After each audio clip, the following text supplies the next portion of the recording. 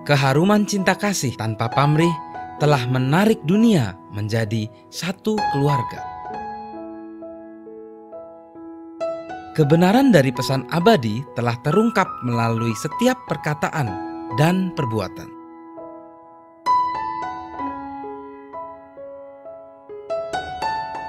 Pemenuhan dalam pelayanan kasih telah diajarkan dengan pengorbanan tanpa henti. Kehidupan Tuhan itu sendiri adalah pesannya.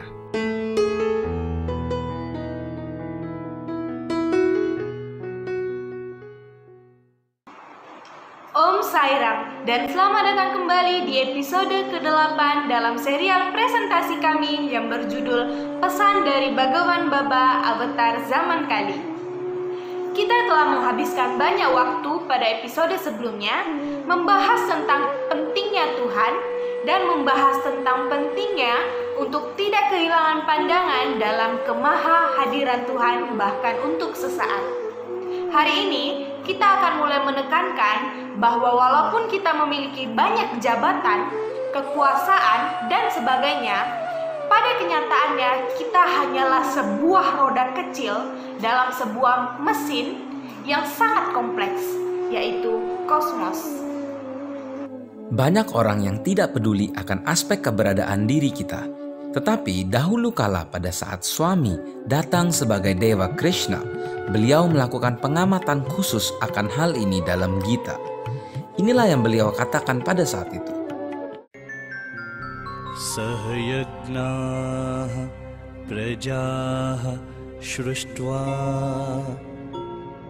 purovaca prajapatihi anena prasavishyadhvam eshavostvishthakamadhuk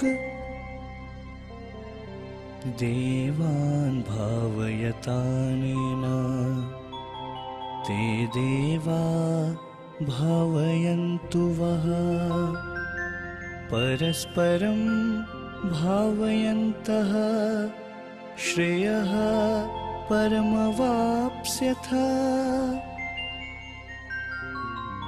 ishtan bhogan hi vo deva dasyante yagna bhavitah tairdattan pradayebhyo yo bhunte stenaiva saha yagnashishtashinah santo muchyante sarvakilbishaiः bhunjate te tvagham papa ye pachantyatmakaranat annad bhavanti bhutani parjanyat annasambhavah yagnat bhavati parjanyo yagnah karma samudbhavah karma brahmodbhavam vidhi brahmakshara samudbhavam tasmat sarvagatam brahma nityam yagne pratishtitam evam pravartitam chakram nano vartayati hayah aghayurindriya ramo mogham partha sajivati. Shlokas atau himne muncul di bab ketiga dari Bhagavad Gita. Dalam bahasa sederhana, apa yang disampaikan pada shlokas tersebut adalah sebagai berikut. Ada sebuah koneksi kosmik yang mengatakan bahwa setiap makhluk hidup saling terhubung satu sama yang lain. Dalam tautan kosmik ini, setiap entitas memiliki peran untuk dimainkan dan dalam beberapa hal membantu dan mendukung entitas lainnya. Seperti sebuah mesin yang sangat rumit yang melibatkan sejumlah roda gigi yang saling terhubung sedemikian rupa sehingga setiap gigi harus memainkan perannya sendiri. Dan apabila ada salah satu roda gigi yang tersembunyi, rusak, hal ini dapat mempengaruhi seluruh mesin.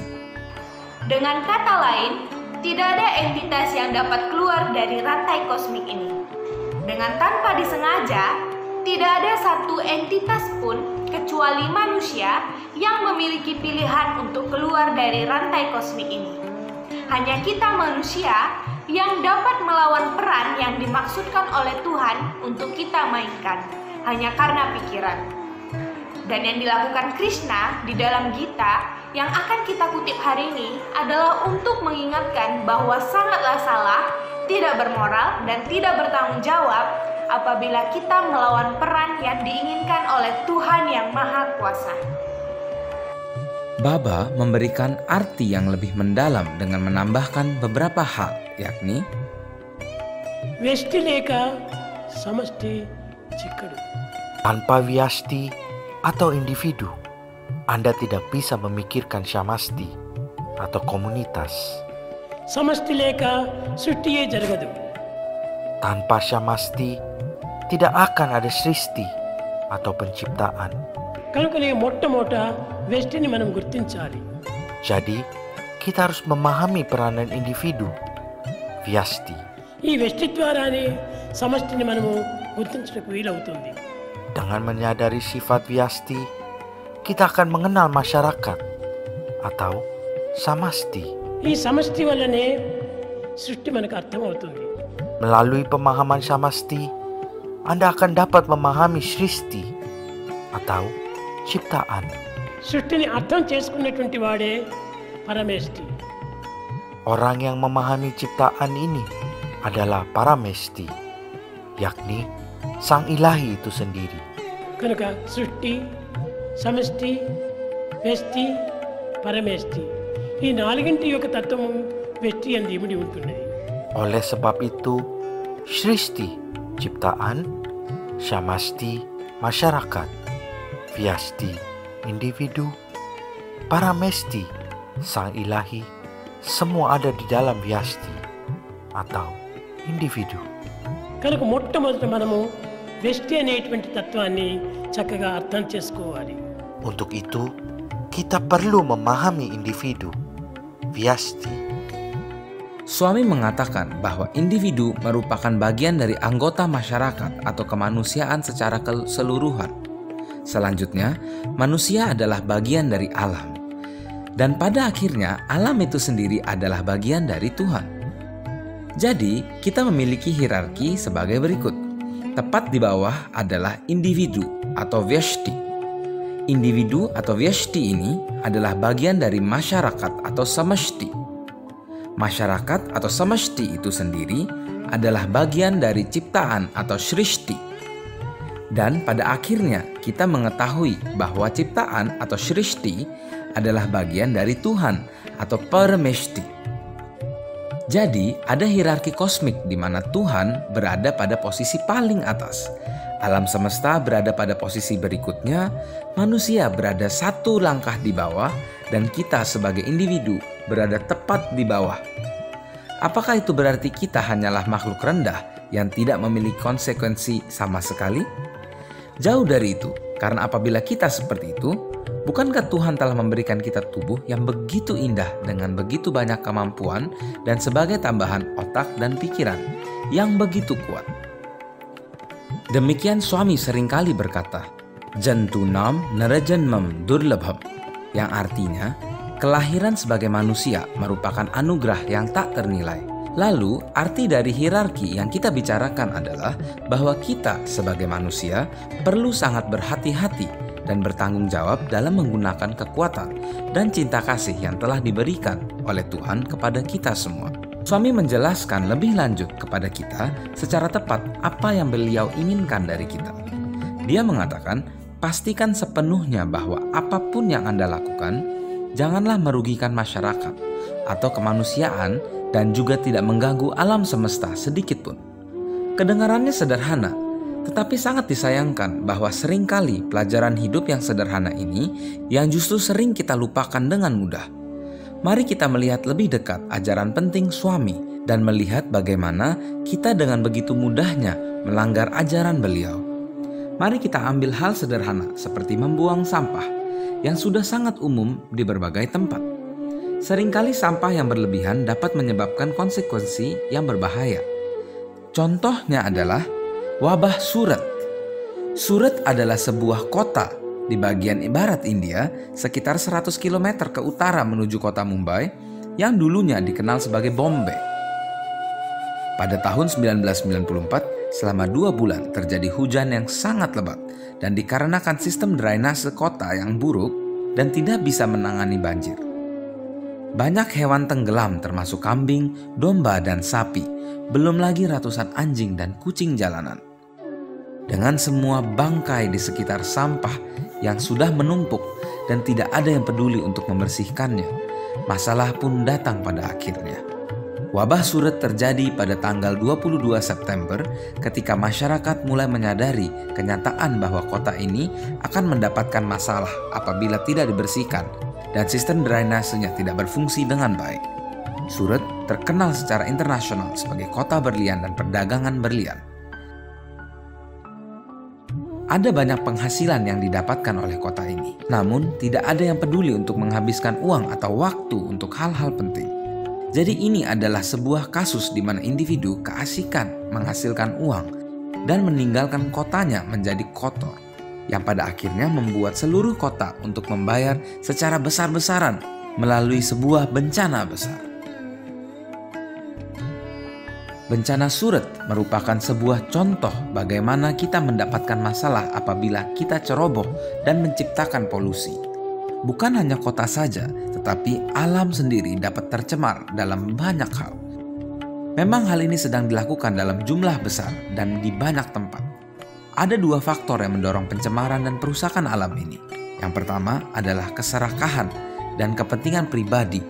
Serta yang kedua adalah kenyataan bahwa kita telah lupa bahwa Tuhan telah mengisi alam semesta ini bagaikan ibu pertiwi. Manusia menggali bumi untuk mencari emas, namun ia tidak membayar alam semesta sama sekali. Alih-alih ia malah menjual emas tersebut dan menghasilkan keuntungan besar. Manusia mendapatkan minyak dari bawah tanah dalam jumlah besar, lalu menjualnya dan mendapat untung besar. Tapi apakah ia pernah menghabiskan waktu 1 detik pun untuk berterima kasih kepada alam atas hasil alam yang diberikan secara gratis?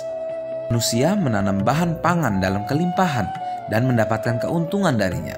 Dalam proses tersebut, dia bahkan siap untuk menghancurkan alam yang telah memberikan karunia-Nya. Ini telah terjadi sebagai contoh dengan bencana alam yang dikenal dengan Dust Bowl yang terjadi di Amerika pada awal abad ke-20. Semua ini terjadi karena kita selalu lupa bahwa Tuhan berada di mana-mana. Suami telah melangkah lebih jauh untuk menarik perhatian kita semua pada kebenaran yang sangat jelas. Tetapi hanya sedikit dari kita yang menyadari akan hal tersebut. Pikirkan saja, jika Tuhan berada di dalam diri setiap orang, maka sangatlah jelas bahwa Tuhan juga secara makro berada di dalam lingkungan masyarakat juga.